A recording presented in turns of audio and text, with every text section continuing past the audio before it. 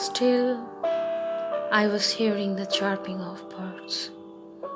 Perhaps they felt strange, having their shelter no more. Perhaps they were startled not to see their babies they kept in the nests and went in search of food. It was thousands of souls, millions of hopes, and billions of dreams. Those were to see the next sun. Maybe today we get lost in dust. Still, I was hearing the cries of those thousand lives, sighs in pain.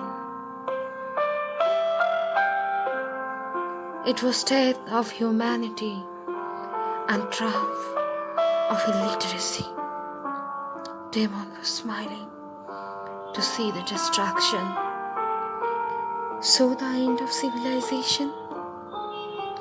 A black and grey earth with no red, green, blue, no flower, leaf, ocean, no bird, no smiling face, no chirping, and only the harsh sound on the tresses of human beings.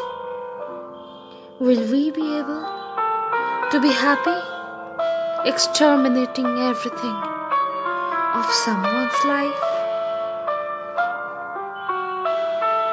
Who will answer me?